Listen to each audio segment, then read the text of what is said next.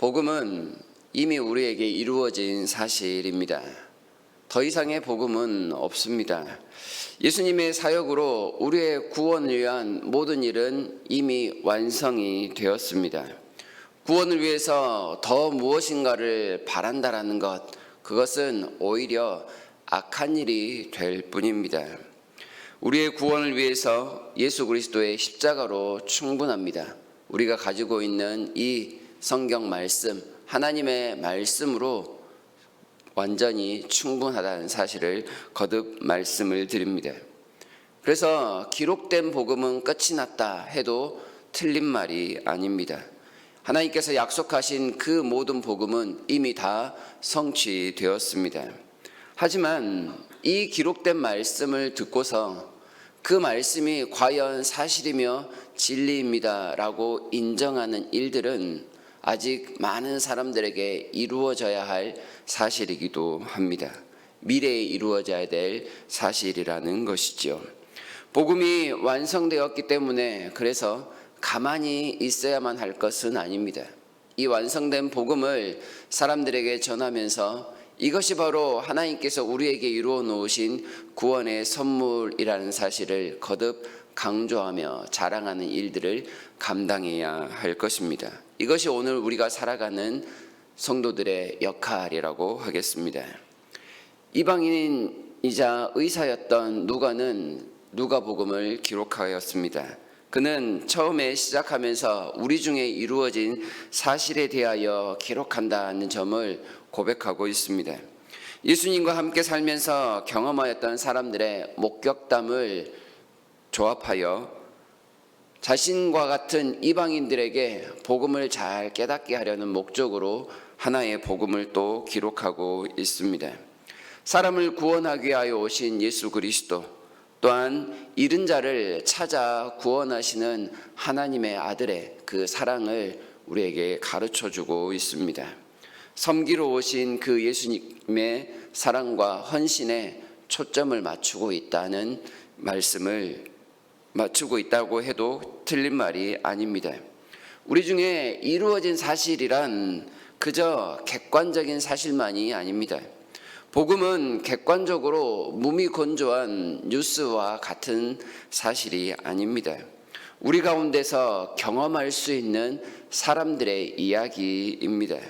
어느 위대한 사람, 우리와 저 멀리 동떨어진 그 사람들의 이야기가 아니라 우리 중에 누구도 경험할 수 있는 그런 보편적인 이야기가 될 수 있습니다. 내가 쉽게 오늘도 만나볼 수 있는 주변 사람들이 겪었던 희로애락을 품고 있는 이야기, 기쁨과 감동과 애처로움과 안타까움, 나아가 배신과 그런 분노까지 인생의 여러 가지 감정까지 포함하고 있는 삶의 이야기, 이것이 바로 복음입니다. 이 복음은 하나님께서 우리로 하여금 말씀하신 내용들입니다. 그리하여 누구나 경험할 수 있는 이야기인 것입니다. 이것은 마치 먹고 마시는 것처럼 우리의 삶에 실제적인 도움이 되는 그런 내용입니다. 예수님께서 성찬 중에 떡을 떼어 나누시면서 이것은 내 몸이니 받아 먹으라, 포도주 잔을 나누시면서 이것은 내 피니 받아 마시라 한 것과 같이 복음은 주님의 그 살을 먹고 피를 마시는 것과 같은 실제적인 내용입니다. 복음을 알기 전에 이 사실은 이게 무슨 말인가, 사람의 몸과 사람의 피를 마시는 이상한 집단들이 아닌가라고 오해받을 만한 일이지만 구원의 참된 선물을 깨닫고 난 다음에는 주님을 먹고 마시지 않고서는 결코 살아갈 수 없다라는 그 비밀을 알게 된 놀라운 이야기이기도 합니다.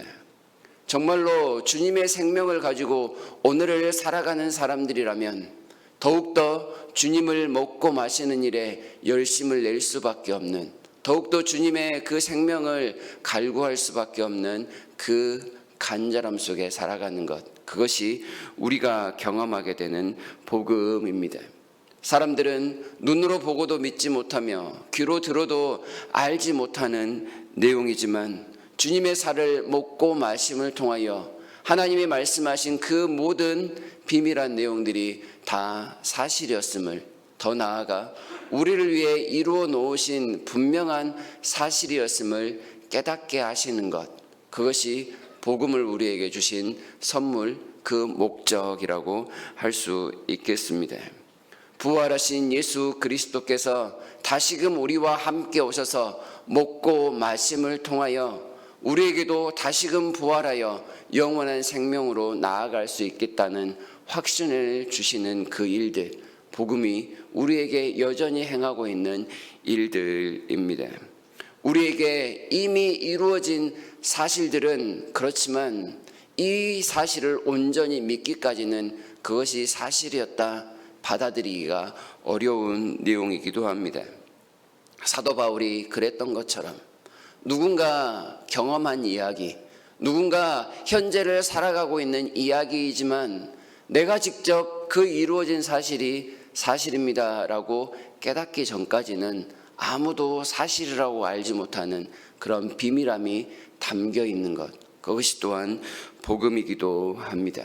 여기에 있는 여러분들은 이미 이 모든 일들이 내게 이루어진 하나님의 귀한 역사였습니다 라고 고백하는 사람들이실 것이기에 이제 세상에 나아가서 이 내게 이루어진 사실들을 강조하고 자랑하는 일들을 감당해야 할 것입니다. 나만의 간증을 통하여 주님이 여전히 살아계심을 전하는 일, 여전히 오늘도 우리가 감당할 일들입니다.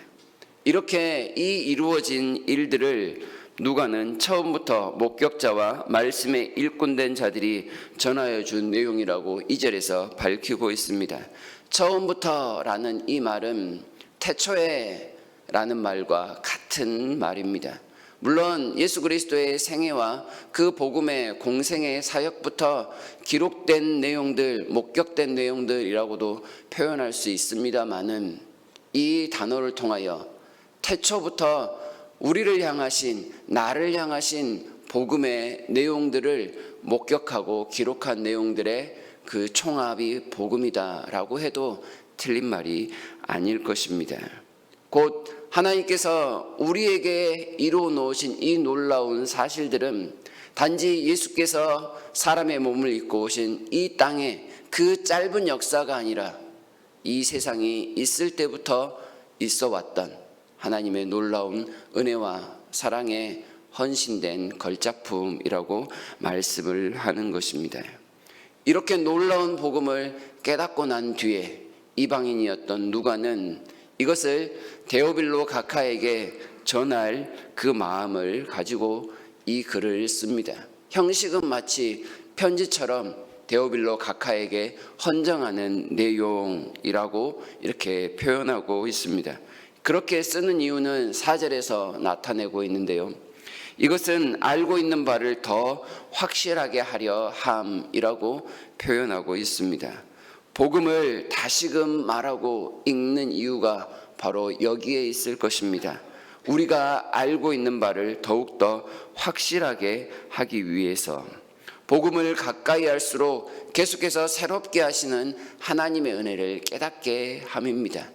알고는 있지만 다 알지 못하는 그 복음의 풍성함을 조금 더 확실하게, 바르게, 분명하게 깨닫게 하기 위하여 복음을 한 번 더 듣고 한 번 더 묵상하는 기회를 갖도록 만드는 일들입니다.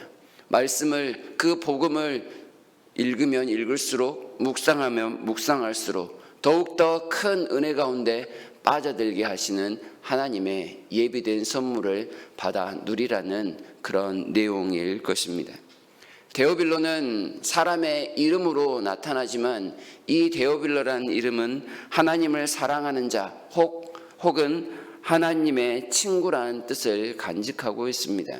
각하란 명칭, 호칭이 붙어 있기에 마치 개인에게 보낸 것 같지만 이 복음은 하나님의 사랑을 입은 자들이라면 혹은 하나님을 사랑하는 사람들이라면 그 사랑을 통하여 하나님의 친구가 된 사람들이라면 마땅히 듣고 함께 공유해야 할 하나님의 귀한 선물이라는 것을 우리에게 가르쳐주고 있습니다.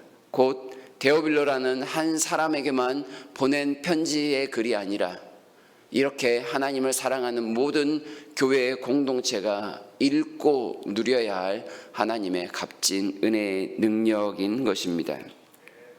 하나님을 사랑하는 사람들이라면 이 우리에게 이루어진 일들을 통하여 그 사랑이 얼마나 견고하고 강력한지를 한 번 더 알게 될 것입니다. 하나님의 친구가 된 사람들이라면 복음을 통하여 우리를 섬기신 예수님의 그 희생이 얼마나 값진지를 또한 붙들게 될 것입니다. 우리에게 이 모든 일을 성취하시려고 예수께서 그 복음을 이미 다 이루어 놓으셨음을 한 번 더 바라보는 감격을 갖게 될 것입니다. 이러한 누가복음의 서론을 통하여 이제 누가복음의 대장정의 길을 시작합니다. 이미 알고 있는 그 복음을 한 번 더 읽고 묵상함을 통하여 복음을 주신 예수 그리스도의 그 은혜와 사랑에 감격하는 일들을 앞으로 경험해 보시기를 바랍니다.